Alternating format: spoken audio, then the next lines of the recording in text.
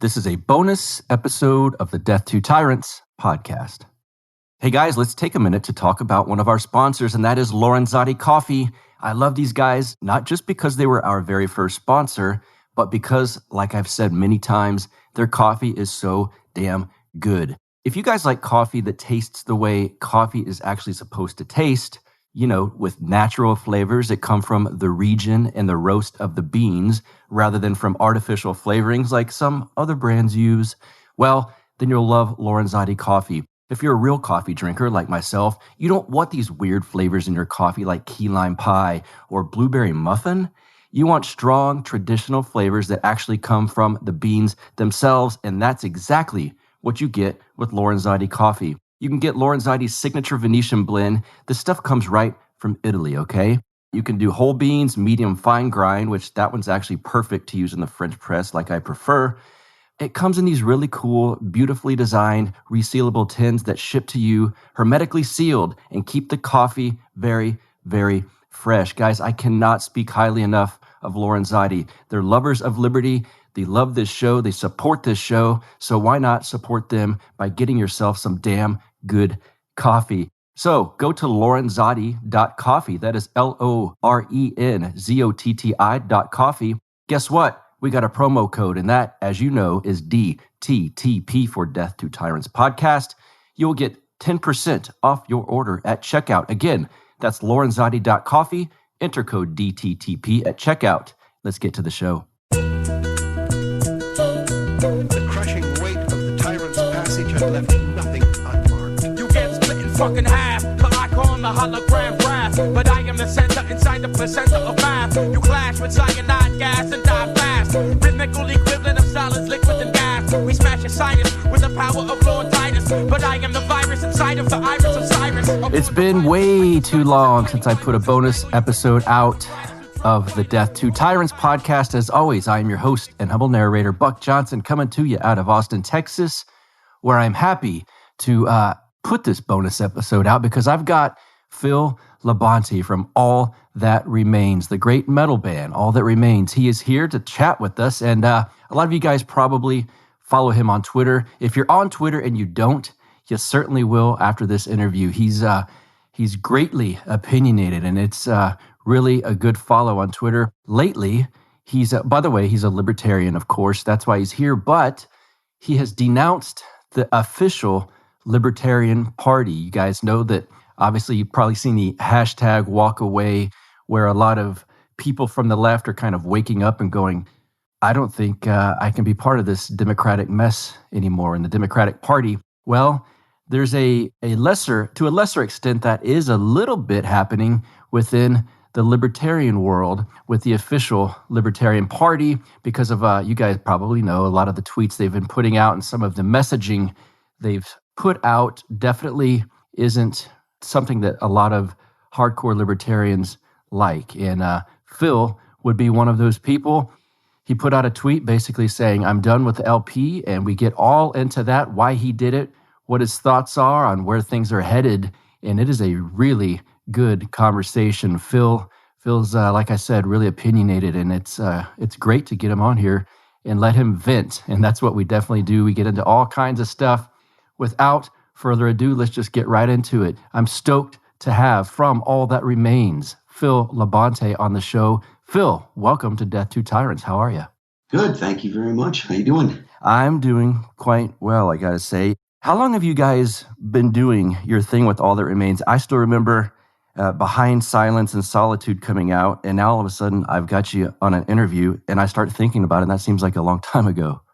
Yeah, we got together. I started the band in 1998, so 22 years, technically 21 years-ish, well, almost 22 now.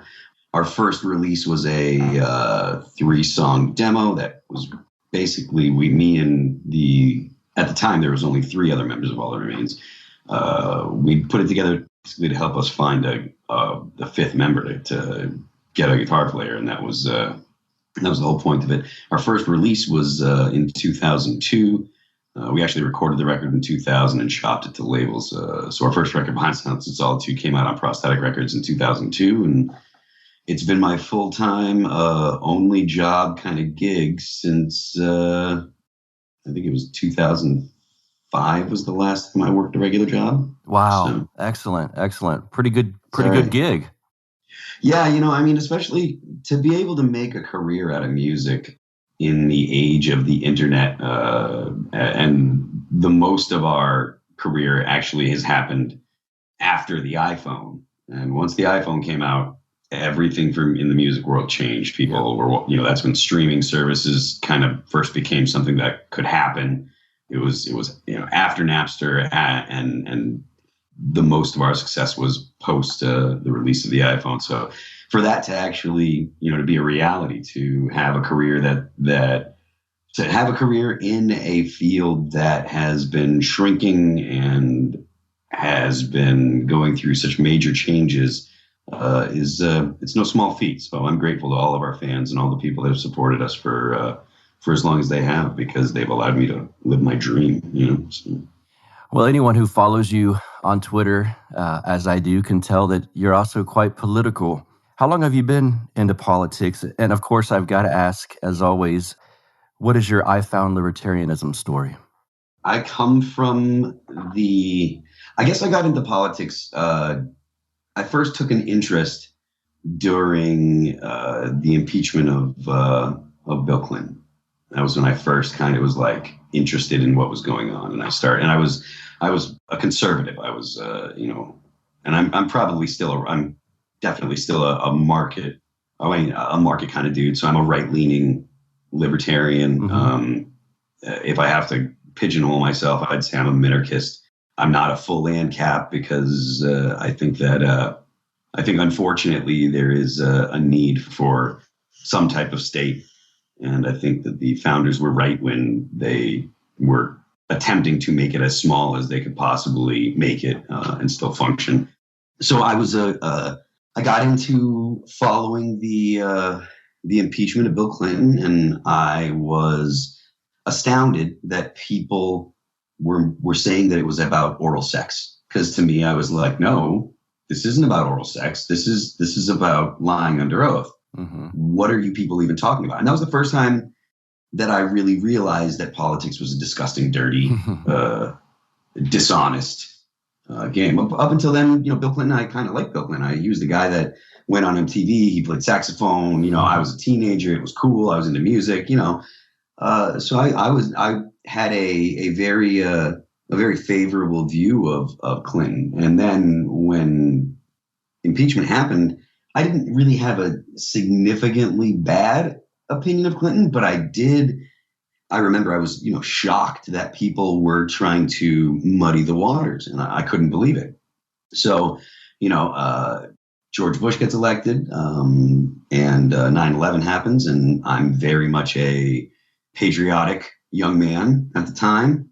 And the Iraq War started to get, they started to beat the war drums for the Iraq War. And I kind of was making excuses for it, because to me, the other side was the dishonest side. So I was like, the conservatives and the Republicans, they're the ones that tell the truth. Bill Clinton's the guy that lied, about blah, blah, blah. And then it comes out that all of the stuff that got us into the Iraq War was a load of shit. And I was like, wow. Oh, pardon my French. No, you're okay? Good. You're good. Yeah.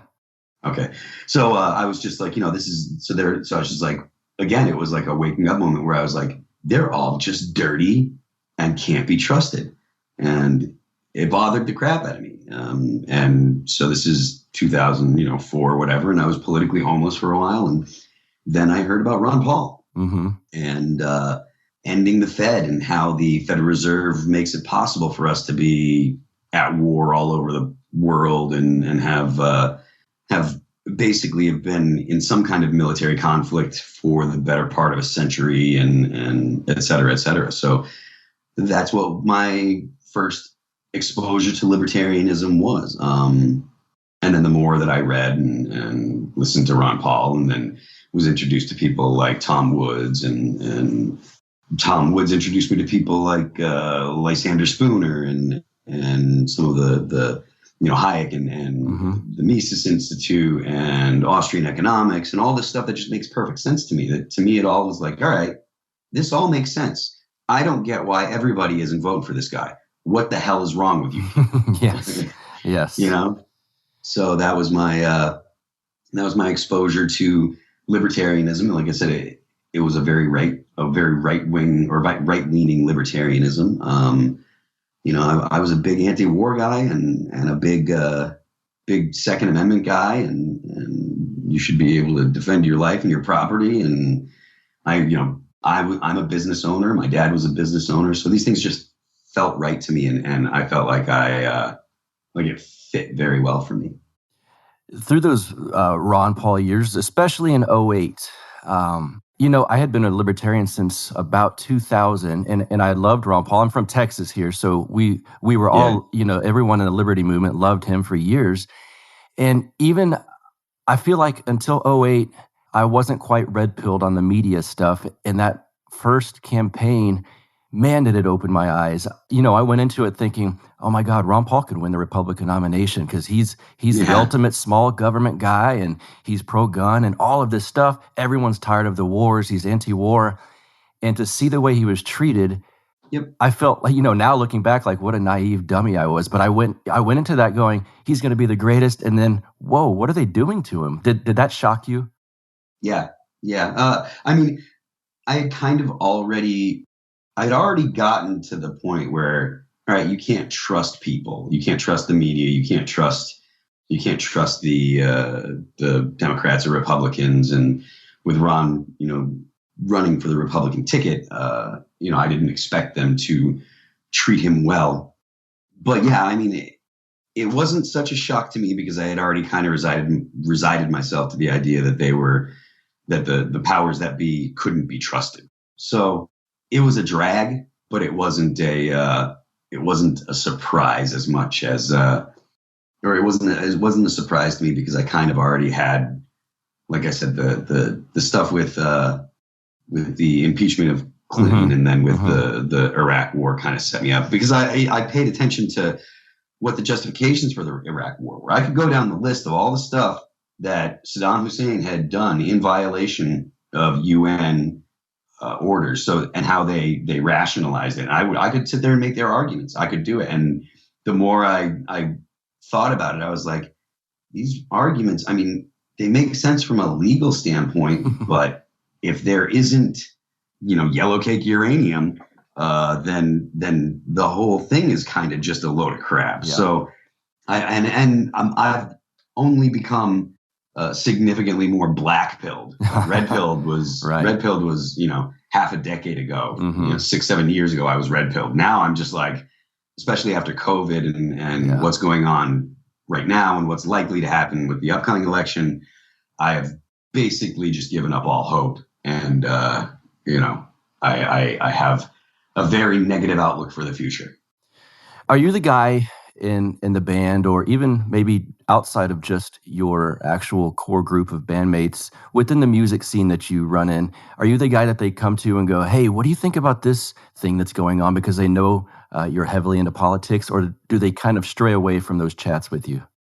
There are people that come to me. They tend not to be left-leaning people. Left-leaning people don't like to hear my opinion. Yeah. Because they tend to, I just tend to not be interested in my perspective. But for the people that are centrists or a little right-leaning or don't actually lean away because they're so outside of politics, those people tend to come to me a lot and ask, hey, why is this? Most people don't understand why we have bases all over the world. Mm-hmm. And at the very least, I can explain the concept of nuclear proliferation and why it at the time made sense to put a base in Germany and a base in basically any country that we didn't want to have nuclear weapons. That was the whole point. And most people don't understand that. And so I do what I can to give them an honest perspective. Sure. But also it's not a perspective that's really cheerleading for one side or the other. Right. I've always kind of been in a musical subculture with hardcore and punk rock and oi and stuff like this. And I would consider, you guys have obviously had hits, so to speak, and you're quite well known, but even the music you guys play is somewhat, I would say, of a subculture genre. I've always been surprised when some of my acquaintances within an underground type world have such basic bitch politics? Because I've always thought you kind of have to dig and research to find a lot of heavy metal tunes and underground punk rock and hardcore. You have to like go way below the surface of FM radio. Yet a lot of them get their politics from CNN. Does that hit you as strange?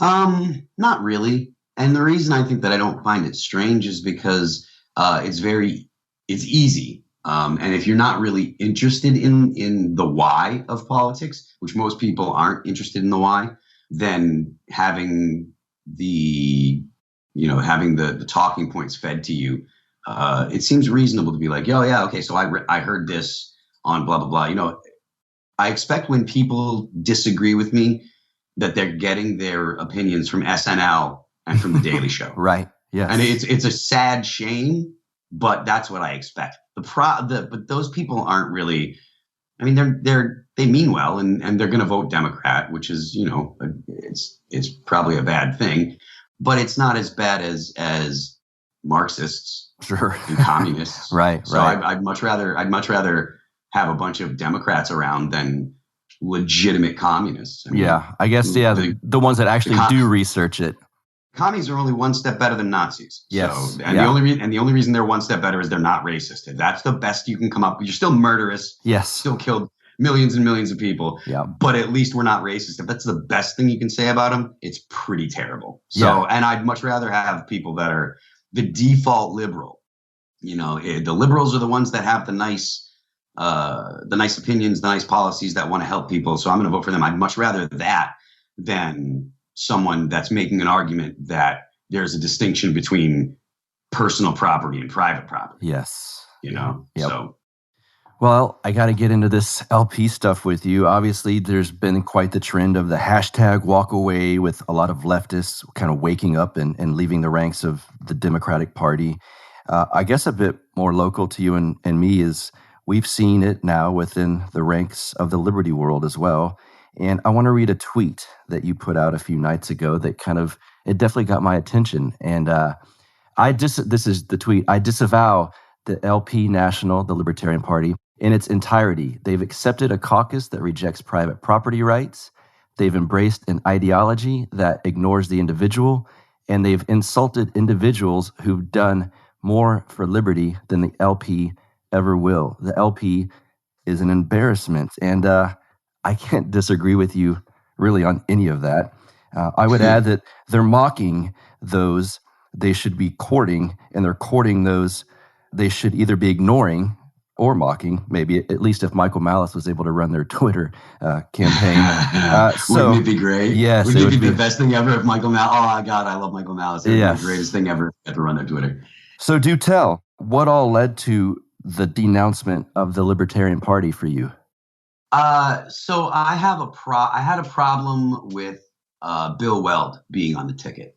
I had a significant problem with Gary Johnson being the candidate and being laughably unprepared. I used to watch Morning Joe regularly. I used to be an every single Morning Joe guy, and a big part of that reason was because they had the quote unquote serious people. They didn't have the fluff pieces that, you know, Fox and Friends has or Good Morning America or whatever. They didn't have that. You know, I don't give a shit about recipes. Okay. I don't care. I don't care how to make 3 different kinds of chili.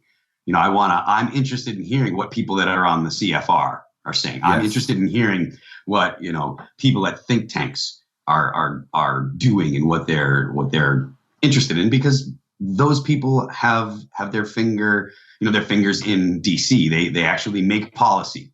So when Gary Johnson gets on MSNBC on Morning Joe and he's sitting there and is asked, you know, what do you think about Aleppo? And his answer is, what is Aleppo? I was, you know, horrified. I was absolutely mortified. I was like, I cannot believe this. And so I was horrified. James Weeks getting naked at the Libertarian convention is, you know, just absolutely unacceptable. if you want to be taken seriously, if you want to be a libertarian party that actually wants to be in DC and affect policy, you can't put up with that stuff. Yeah. So that was the start of my dislike for the LP as an organization. And then come to find out that they're accepting, they're allowing left libertarians in, and they're allowing left libertarians to attempt to make policy. Now, I'm not saying that they should keep anyone out by saying, "Oh, you can't be in," but they can make it clear in the wording of the LP the platform that there is no distinction between private and public property, or private property and personal property. If you make that distinction, then you completely and totally wipe out any possibility that the Marxists are going to be able to say, "Oh, your property is theft," or owning the means of production is oppression, and blah blah blah, all the garbage that the leftists will try. Again, allowing James Weeks in when he is a member of the Democratic Socialist of America and a libertarian. I think that there has to be language that specifies that the Libertarian Party protects property rights, and there is no distinction between private property and personal property. If you allow for a distinction, then everything's gonna end up being private property. I mean, I write songs. Is my computer? My computer's the means of production. Does that get to be my personal property, or are they going to say that it's private property? My guitar. I write songs on my guitar. And these things are things that you can't answer if there's not clear wording. So that kind of clown show crap, allowing Vermin Supreme to run around and say that he's a libertarian, but all he's talking about is even in he's joking, and I get it, but it's all big government policies. I'm going to give you free ponies. Really, how are you going to give people free ponies if you have a small government there, Vermin? How are you going to take my guns and give me better guns, Vermin? It muddies the waters about the foundational principles of the Libertarian Party, of libertarian ideas. So I had significant problems with the Libertarian Party. And then when the LP was mocking Rand Paul, when he was literally, like, he would have been attacked. He would have been hit. He would have been hurt. He'd already been attacked.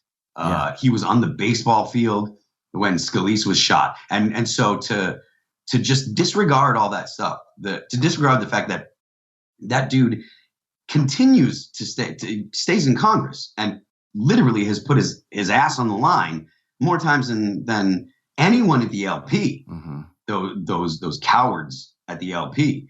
And then to mock it, that was just the straw that broke the camel's back. And I was like, you know what? I got nothing good to say about you. And I don't want to have any association with the Libertarian Party until they fix these problems. Now, I've talked to some people at the Mises Caucus, and there's a possibility that I'll be, working with them, or possibility that I would do stuff with them. But as a whole, the Libertarian Party can go screw. I have like 50,000 followers on Twitter and 50,000 followers on my Instagram page and blah, blah, blah. And then when I say that and I'm given, and I'm returned with, oh, we don't care. Okay. I can, if you think that I won't get up on a soapbox on my platforms and just dog you and make an absolute mockery of you, and turn this whole thing into a shit show, you are wrong. And I mean, if people will look at those threads, I did a job on them. And again, I've heard that there are changes in the Libertarian Party. They've fired the person that made the tweet, and that's all very good. And I want to like the Libertarian Party. Right. I want to help them. I want them to promote the ideas of liberty. But if they're not going to do that, if they're just going to let DSA members into the party under the guise of left libertarians, all those DSA members, anyone that's a member of the DSA and the Libertarian Party, they are going to scoot the second AOC runs for president, and she's gonna, and they will split. They're not down with libertarianism. Right. They will jump ship so fast as soon as AOC runs for president. And she will, mark my words, she's going to, and they will not be libertarians anymore. They will be DSA members. So why people in the Libertarian Party are poo-pooing me when I say I disavow the Libertarian Party and not saying, oh crap, we should do some self-reflecting, because all of the high-profile libertarians are crapping all over the official Libertarian Party. Yeah. And the people that they're trying to attract, they're not going to be with the party for a long time. They don't actually believe in liberty. Right. They believe in socialism. There's a lot of Marxists. So I don't understand what they're thinking. And I don't need the Libertarian Party. Like, what exactly do I get out of the Libertarian Party? Oh yeah, nothing at all. I guarantee I brought way more people to the Libertarian Party than Nick Sarwark has ever done. Right. You look at his track record, and that was one of the things that I did. Someone produced a list of all the stuff that Nick Sarwark has done, and it is literally nothing. It is entirely populated with zero success. Zero success. The one libertarian that was in the House was Justin Amash, who I think is wonderful, but he came from a Republican. He was a Republican and he switched. So the Libertarian Party has been a joke. It is a joke. Nick Sarwark has not been able to expand the party. And when they start taking in all that for lack of a better term, I don't really like it, but the whole woke crap that's going on, the critical race theory and stuff, and they're embracing that. Yes. That's not individualism. That doesn't look out for the individual. That's blatantly collectivism. So what the hell are you doing? I mean, it's fine to disavow racists. I disavow racism and racists. Well, full stop, 100%. But that doesn't mean that I can just go ahead and say, so it's okay to be a Marxist. Right. And having Joe, I'm still going to vote for Joe, but like having Joe tweet #BLM, that's literally raising money for the Democrats. That's, if you go to Black Lives Matter and click their link to donate, you go to Act Blue. You're giving out your opposition's fundraiser. You're giving out their fundraising tag. What are you doing? So just from a strategic standpoint, that's blockheaded. So I mean, my problems with the Libertarian Party are myriad, and I think I should probably check my blood pressure. Well, this is a good platform for you to vent. I've been noticing now for several years, especially since the Trump moment, I would say, they've got this odd thirst for attention from pop culture leftists. The LP does, that is. And it really drove home the point, I think, that they put that diss on Rand Paul, the official Libertarian Party Twitter, under a tweet from Conan O'Brien. And that showed it so under a tweet where he was clowning the libertarians. Yeah. And rather than stand up for themselves, which I think they barely did at some point in a joking way, because there's this weird thirst for attention. Like, oh God, we want to be cool. #BLM. We want to be so cool. And they diss the man in Congress who's done far more for libertarianism, even though he's a Republican, than anyone in the LP's done, like you said. And I don't get this strange drive to get attention from pop culture leftist figures. Do you see that as well from them? I do see it. I don't understand it either. I don't think that I can offer any insight at all. Yeah. And again, especially because, the people that they're trying to court are going to get out identity politics. They're going to get out identity politics as soon as the DSA takes over the Democrats, because the DSA is in the future. I think the DSA is going to be the Democrats. Mm-hmm. I don't see Nancy Pelosi and the corporate Democrats as the future of the Democrat Party. That being said, I also don't think that there's going to be an America in a couple of years. So that's, like I said, I'm really black-pilled and not exactly hopeful. Mm-hmm. So I don't know that there is going to be a Democratic Party, but you're not gonna help the cause and save the Republic by inviting the hip leftists. Right, you know? right. Like just because Rage Against the Machine sells a lot of records, I don't think it'd be a good idea to have Rage Against the Machine as the voice of the Libertarian Party. Right. And I feel like at any moment, the LP is probably going to try to court someone like that.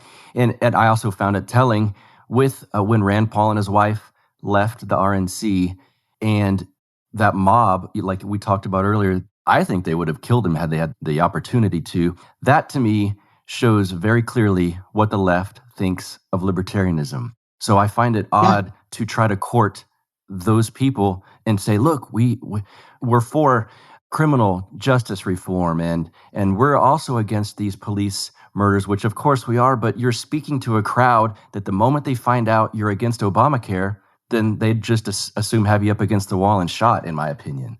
Yeah, I don't find a significant argument in anything you're saying. Yeah. Hey guys, let me tell you about a sponsor for today's episode. That is Zippix Toothpicks. I am so happy to have these guys on board with this show. I love these toothpicks. All of my close friends can attest. I have them all the time. Remember when you were young and you would get those toothpicks with the cinnamon flavor? Well, these are like those, but way better. It's like the adult version because the flavors are much better and each toothpick has 2 milligrams of nicotine. So when you got that craving after dinner and you're out and about, don't be rude. Don't just leave the table and get up and go do your thing. Just use a Zippix toothpick.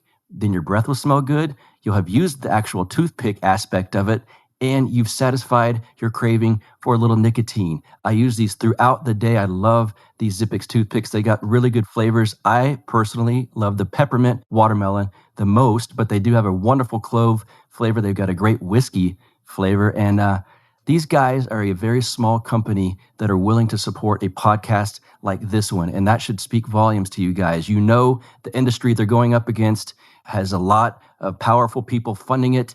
These guys are just a small company. ZippixToothpicks.com. Of course, since you listen to this podcast and they're supporting me, you will get a discount. You'll get a 10% discount when you enter code DTTP at checkout.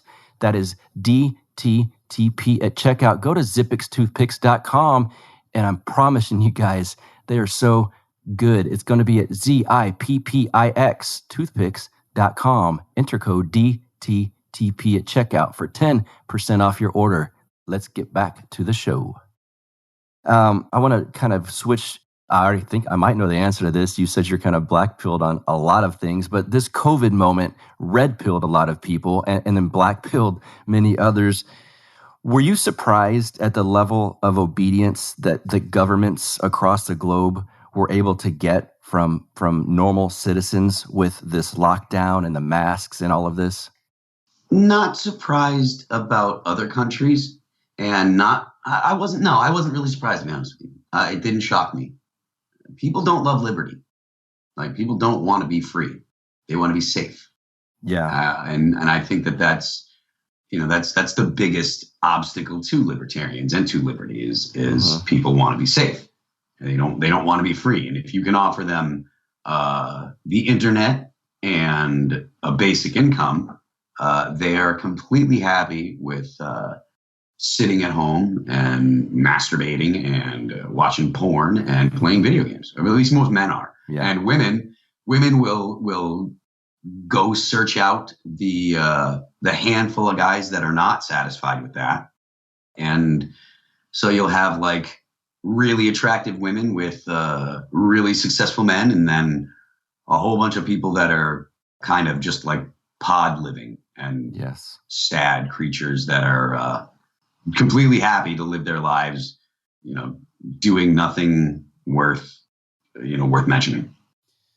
I've been doing a lot of episodes on something I've been calling, and many have been calling, the culture wars going on right now. And there are elements of this current moment, that's including the election coming up, that almost seem to me like it's less about specific policies and more about there's a leftist mob pushing to control every aspect of everything we do.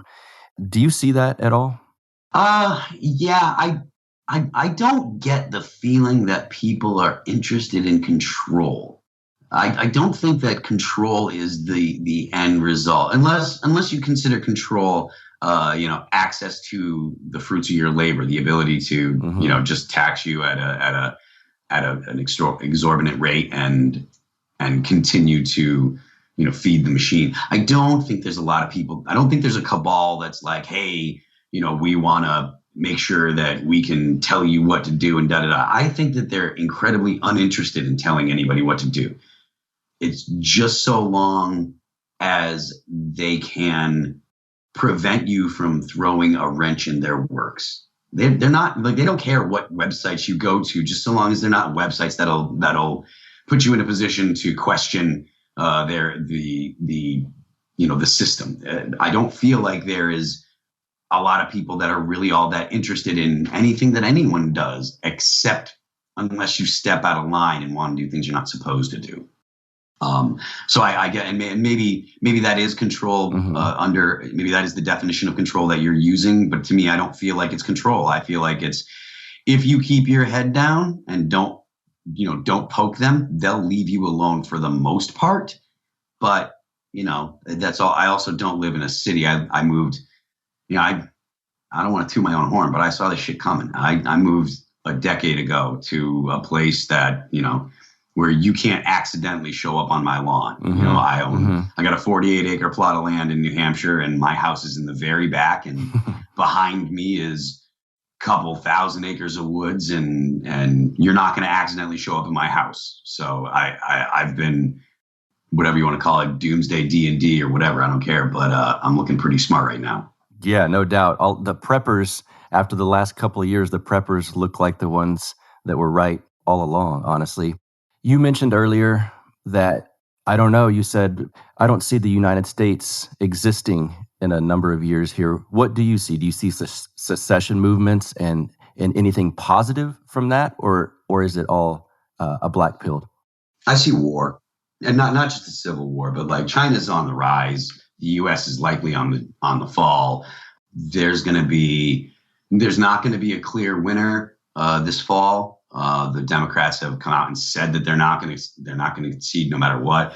Trump probably won't concede either, and then that's not even getting into the fact that there's a bunch of next year, there's going to be a bunch of decisions from courts about police brutality. And I think that in the rush to make sure that people didn't seem like the government didn't seem like it was siding with the police, I think they've overcharged a lot of people. I think the George Floyd case was probably overcharged. It might have been second-degree murder, maybe manslaughter, but I don't, for it to be actually first-degree murder, they had to intentionally want to kill the man, and I don't think they did, especially when you take into account toxicology. Right. So it's probably second-degree murder. They screwed up real bad and killed him, and it's their fault.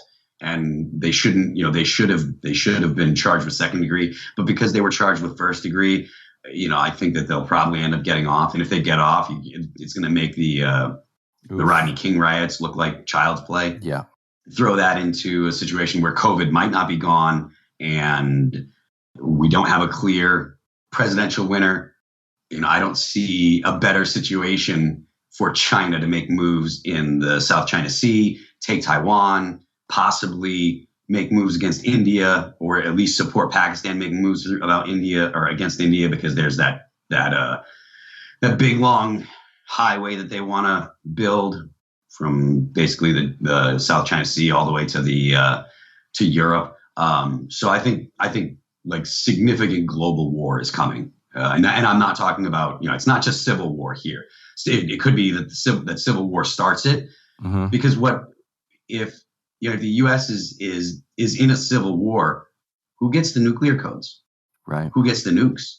And if China looks at the U.S. and says, all right, they've got a boatload of nuclear weapons. They've got nuclear subs in the water that we have no idea where they are. Now might be the best time to strike. It's just that there are other countries that have motivations that go beyond what the United States has anything to do with. And without the United States as the global hegemon, I don't see a real reason for China to not take Taiwan. And I don't see a real reason for China to not support Pakistan in a conflict with India. And these are all nuclear armed states. So, I mean, the really, really terrible end of the world situation is they get into a nuclear hot war. And it doesn't seem like it's out of the question. I know there's a lot of people that are going to have a normalcy bias and say, well, that can't happen because it's never happened. And I understand that. I don't see what it is that makes it impossible. I'm sure that there can be a ton of different reasons for it to not happen and a ton of different off ramps before we were to get there. Just the fear of nuclear war could mean that people don't actually pull the trigger for a nuclear war, but it's without question within the realm of possibility. Yeah. Does Donald Trump seem like a pumping of the brakes at all from stuff going crazier than it could? Or does he stoke the flames, as some people say? What does he represent in all of this? Donald Trump is a symptom, not a cause. So Donald Trump did not make any of the problems that we have. None of them were caused by Donald Trump. Exactly zero were caused by Donald Trump. There are times where he does not make things better, but these problems existed before, and we were on these trajectories before Donald Trump. I mean, you know, the whole Black Lives Matter got started when President Obama was the president, you know, with the Obama administration. And so it's not to say that it is Donald Trump that caused it, is just counterfactual. So no, he doesn't. I don't think that Donald Trump has caused anything. Like I said, he's totally a symptom. He could make things better. The removal of critical race theory from schools is a very, very good thing, and that's the only way that I see that we avoid where we're heading. Mm-hmm. Because, and I don't know that it actually does fix anything by getting rid of that, and I mean, doing our best to properly educate people that have been literally inducted into a cult. Yeah. You know, it's a non-theistic religion. Yes. You know, and it is without question, it has all the same characteristics of a cult or of a religion. So getting it out of schools is the first step. I've been very vocal about ending the Department of Education for a long time. You know, and I think that the biggest problem we have is the idea that America shouldn't be a melting pot, or America isn't a melting pot. We were on to something when we started, when we said we need to not see race. We need race to be as uninteresting as hair color. Yes. I heard Douglas Murray and Sam Harris talking about that. And that's what I want. I want race to be as uninteresting and as irrelevant as hair color. And that's the way to move forward. Repealing civil rights law in California so that way you can discriminate? No, that is not the way to go. That is not the way to go at all.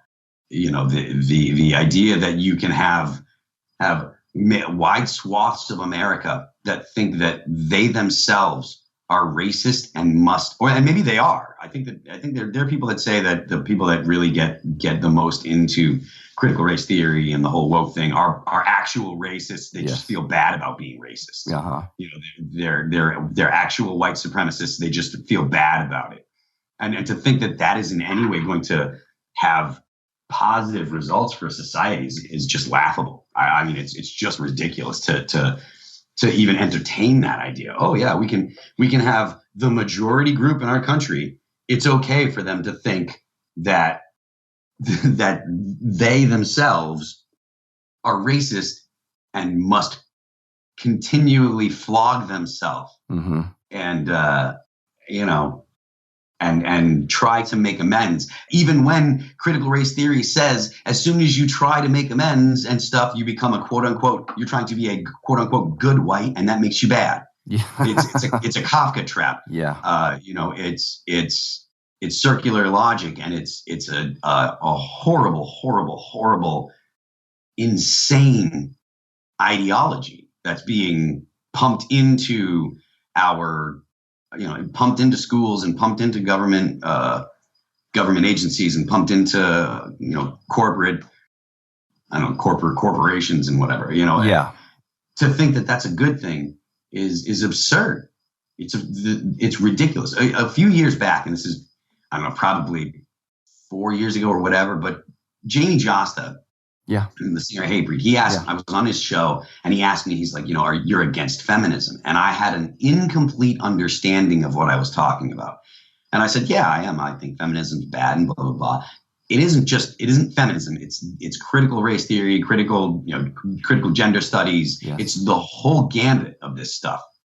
And I instinctually knew it was bad and wrong, that it wasn't right. There's holes in these theories and they're doing circular logic and et cetera, et cetera.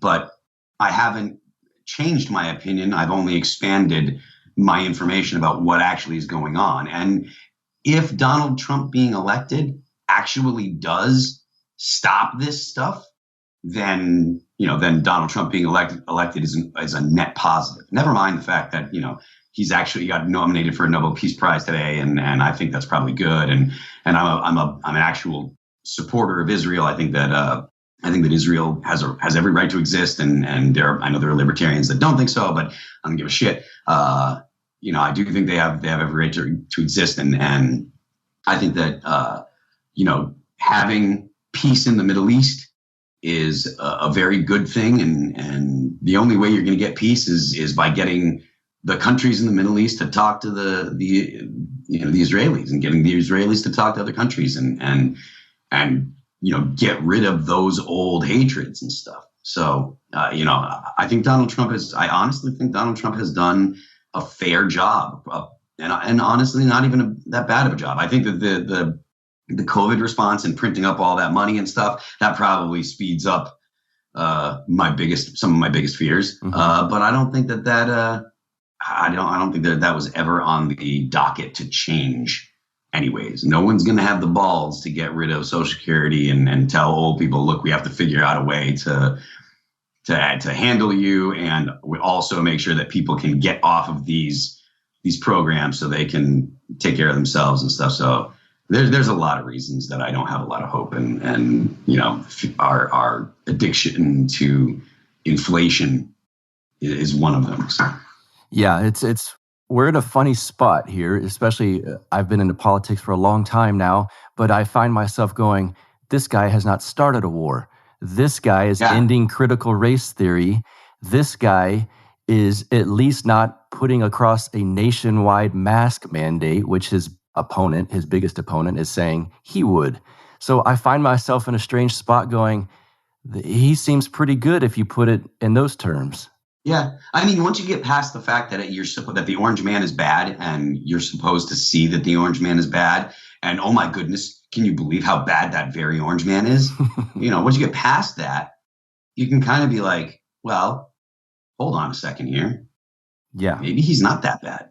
Maybe everyone's wrong about him being so terrible. And the reason that they're so intent on saying that he's really terrible is because it generates clicks.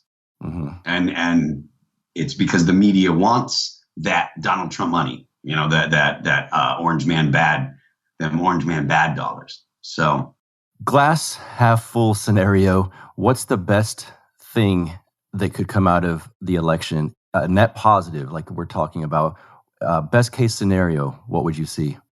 I mean, I guess the best case scenario would be a landslide for Trump and a more muscular attempt to root out the Marxists and the communists that are intent on destroying the country, because they are legitimate Marxists and communists that are intent on destroying the country. And there's probably not a lot of them.